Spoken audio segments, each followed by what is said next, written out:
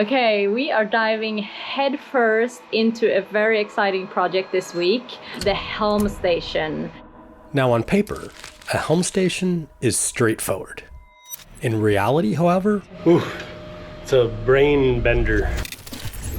But how hard can it be? You've got a wheel, you've got some screens, you've got buttons. Simple. We thought we kind of had a lot of space, but... Except when you're trying to fit dozens of pieces of equipment into a space roughly the size of a kitchen cupboard, things get considerably more complicated. It is a bit further away than what it usually was. Anyway, we've got a lot of more design iterations to go. This week, we're going to attempt to do exactly that. We're going to throw ideas at it until one of them sticks. And hopefully, by the end of the day, we might actually have something that works. Our helm station is inside the boat. It's very central, it's very important, and we actually started this a couple of months ago. I can put the video here where we kind of like initially started thinking about the project, but now we have all the hardware, we have everything that's gonna go into this helm station, and we're gonna start laying it out right now. This, as it turned out, was about the last moment of innocent optimism we would enjoy for quite some time. It's a brain bender, brain melter. I have chosen quite a bit of equipment that needs to go on the helm station. We're trying to figure out how everything's going to be organized and a good ergonomic design to sit at the helm, be able to see all the information we need, be able to control the electronic throttles when we're docking, picking up moorings, dropping the hook, have good access to the anchor controls and proximity to that. And then of course the throttles for the electric motors and also for the Nani, the chart plotters, the electrical monitoring system, and wind, speed, depth, autopilots. It's just like a lot. Yeah. With so many things to consider, where do you even begin? Well, I figured I'd start with the constraints. All things that cannot change, and work back from there. And the one fixed point we have on the helm is the actual cog wheel for the back of the steering wheel, the chain tensioner it's called. And so we know where we want that. So what I'm doing right now is I'm gonna go ahead and build a little structure. We've got a plan to build a structure and a strong point for the wheel to mount to. And once we have that height set and where we want it out from the bulkhead, then we're gonna take some measurements around the wheel itself to build the helm and make sure that we have room for all the cool stuff I want to put there. So that's what the plan is.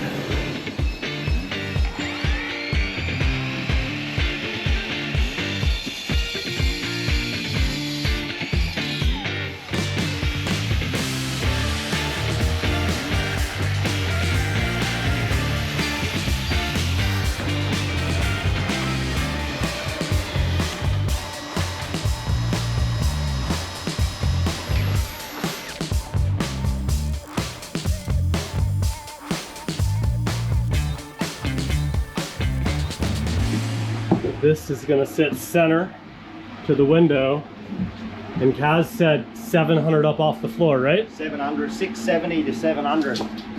I really didn't want to move it further out because that would mean that it would be like a cascading effect of like if we would have to move the seat out, the helm seat, then it would interfere on the table, it would interfere on the countertop in the galley. So now I'm searching the scrap pile for some 5mm plates that we can make the ends, and then we'll just tack that plate in place, see how it looks, and then we can properly weld it up.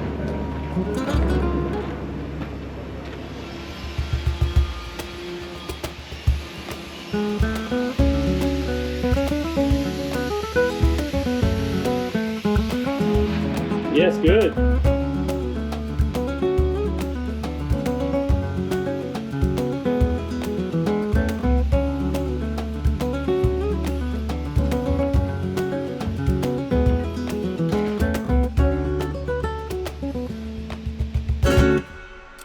With the wheel in, we had our anchoring point. Everything else, in theory, would simply fall into place around it. But the longer we stared at it, the less convinced we were.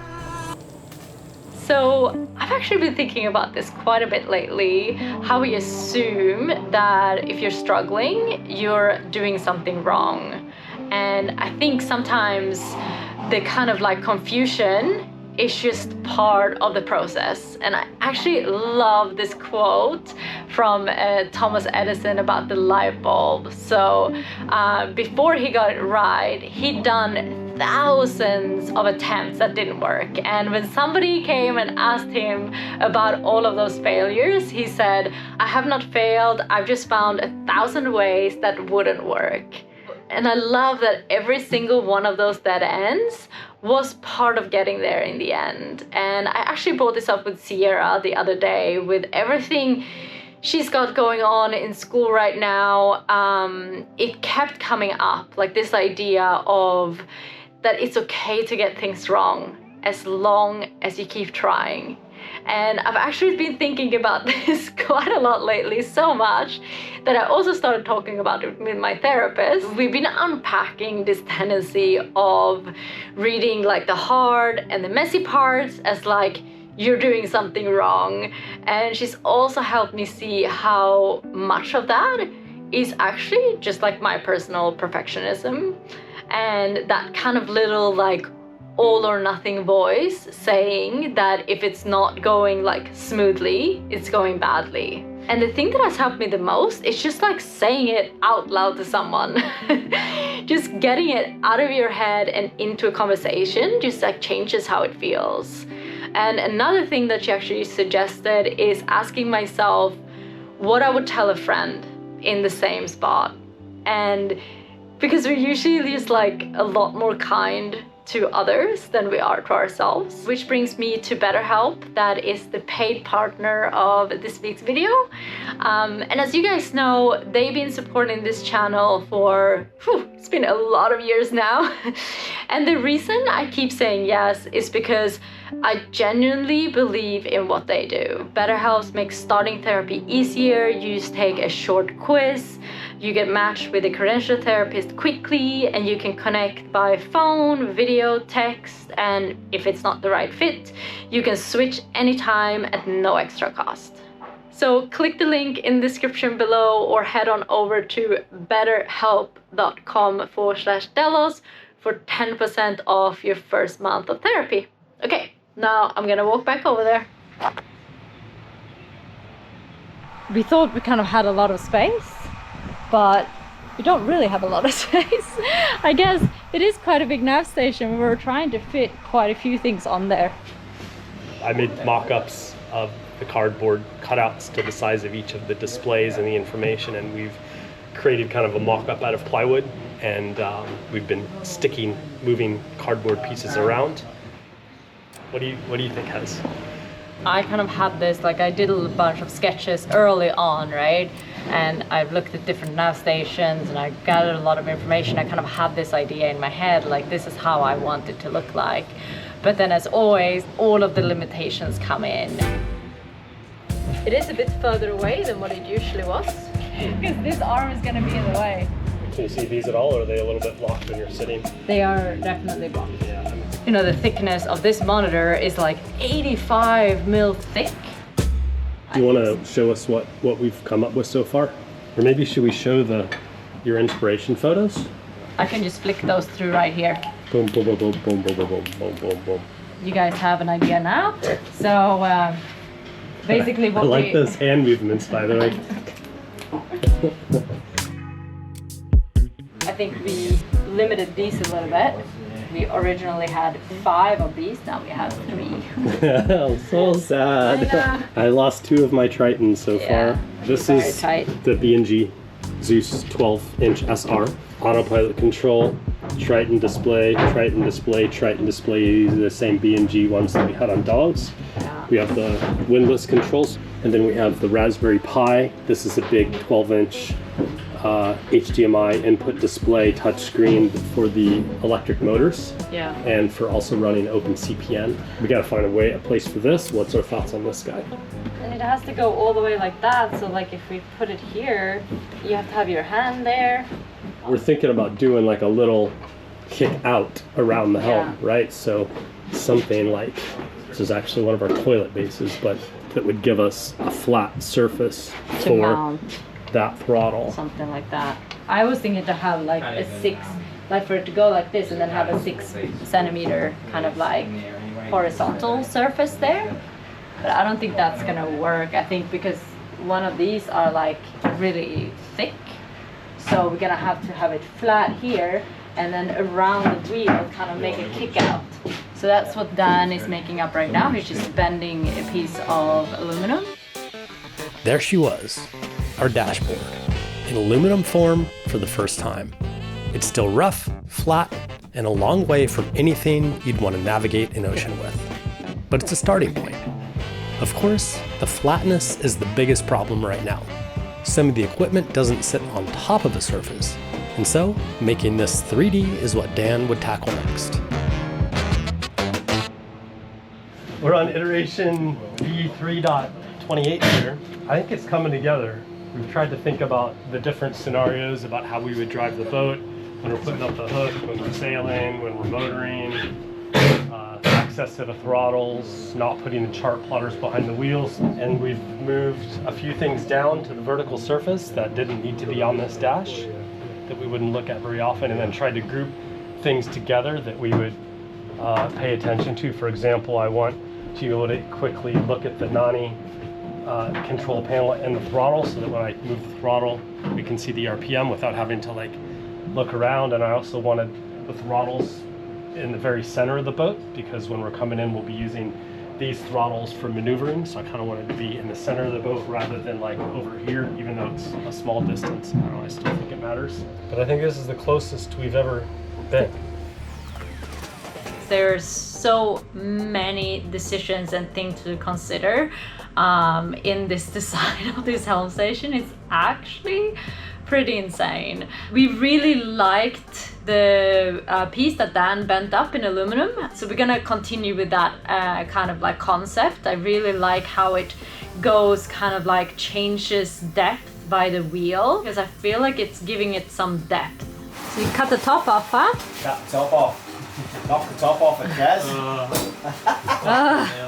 I didn't realise you had the camera on. Yeah, I think it looks awesome. It's quite different from kind of my original idea that I had.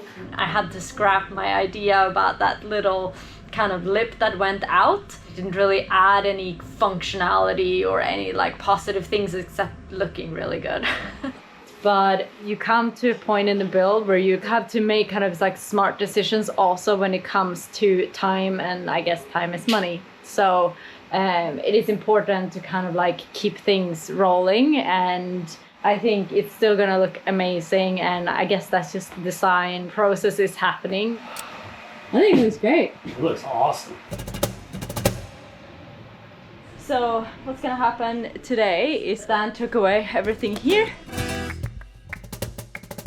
And then he's gonna start building out an aluminum frame that is gonna hold everything and make sure that everything is strong.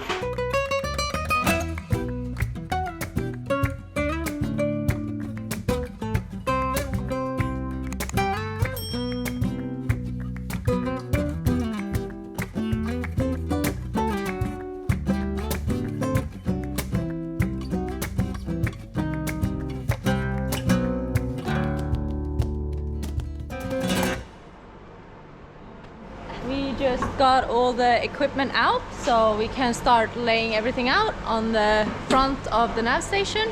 It's more fun to work together. So Mom, he's gonna help.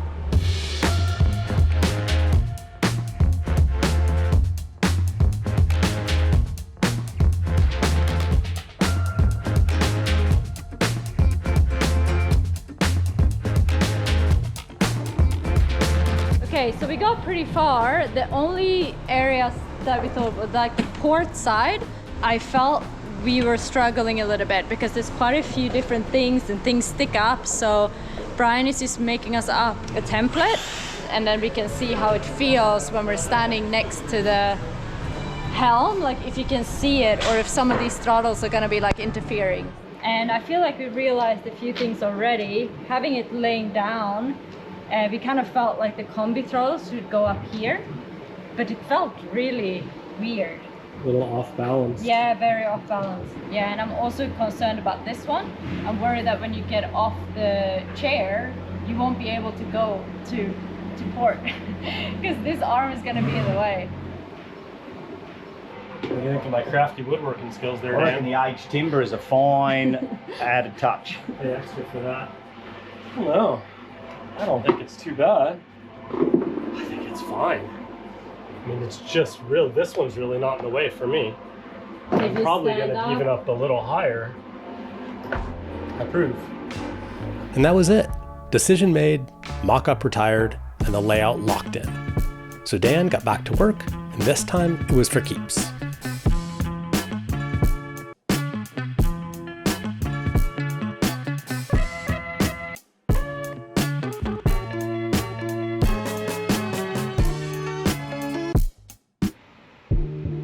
The mount looks amazing. He's organized the wheel, and now we're working on the TV lift. Yeah. Whoa! There we go. That's good, isn't it? Wow. Smooth. Very Smooth fun. action. I wonder how high it goes. Guys, that's so cool.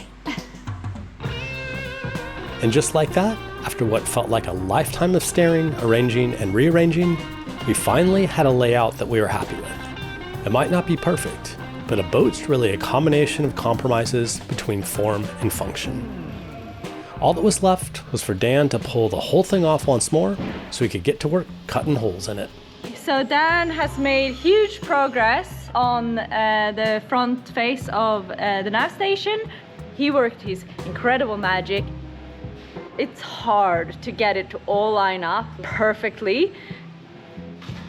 How much of a pain in the ass was all the lines? And all the cutout holes. A little bit finicky. I would have died. Just so much little measurements. Brian and I were discussing that we think we should paint it metallic silver.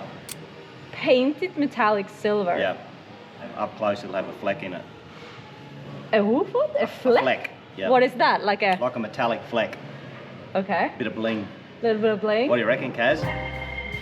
What do you reckon, Brian? Metallic silver? I'm a fan. Yeah? What do you reckon, Bill? Metallic silver? I hope it's magnetic or metal and it changes the compass angle. That'd be fun for you guys. Thanks, It's a Bill. downer, Bill. Wow. We're selling it, aren't we? You look so Ultim- convincing. ultimately, You have that smile on your face too. You're like, yes, yes, yes. we're nearly there. We nearly got it. Yeah, okay. Let's do it.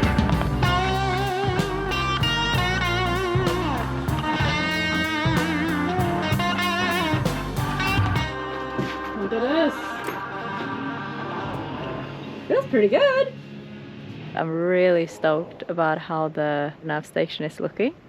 It's quite different from what I originally had in mind. I mean, the only unfortunate thing is how can you see these at all, or are they a little bit blocked when you're sitting? They are definitely blocked. Yeah, but we'll have that information other places as well, right? Out there as well, right? There and there. There's just so many little things that you need to consider, right? Okay, see you tomorrow at Delos 2.0. I know. Today just flew by. But we weren't finished with the helm station quite yet, because there was still another piece of the puzzle waiting for us the next morning. We figured out everything for the top of the nav station really good, but now I've started working on the lower parts. So that's basically this area here and that area there. So there's a few things that we couldn't fit up top that we're gonna try to fit here. So I'm gonna start kind of laying out. That's my plan for the afternoon.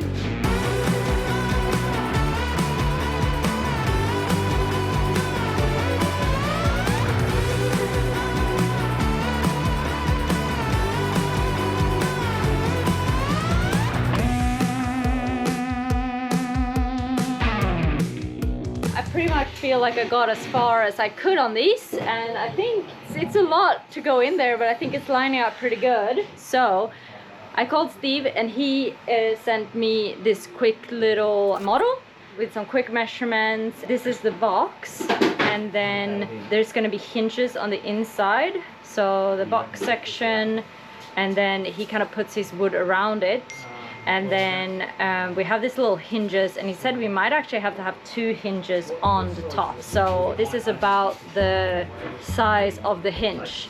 So the hinge kind of sits on this line. I'm gonna have to kind of like keep that in mind when I position things.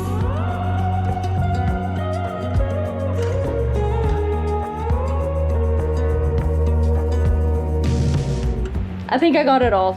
Everything that I know that we're gonna put on here, hopefully, cross our fingers, Brian won't add any more stuff. And then all the switches is on this side. Yeah, I feel like my work here is done, and then Steve will go in and measure everything. Nobody tells you that the secret to building something extraordinary is mostly just be willing to look confused for a very long time. Admit you were initially wrong, change tack if necessary. Sketch it, model it, hate it, rebuild it, change it again, like it, then love it. That's the process. Unglamorous, occasionally humiliating, but when you finally stand back and look at it, completely worth it. Thank you guys for sticking all the way to the end. I hope you enjoyed this week's video. It was a lot of fun putting this helm station together, and I think we started ending up with something very, very cool. So please also, before I forget, cast your votes on the color that you think we should do it in. Metallic silver. Tony said he can do it straight away. Oh, okay. I would love to hear you guys' kind of like suggestions and what you would want to see on it in the comments below. And yeah, see you next week. And if you want to see more behind the scenes content and see the videos 1 week before everybody else, you can join our Patreon site, where you can also chat to us on a more personal level. But yeah, I'll see you guys next week for more projects.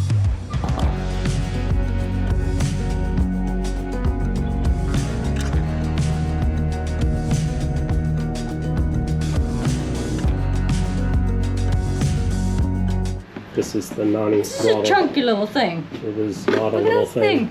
Yeah, look at that shaft. It's like... That's what she said.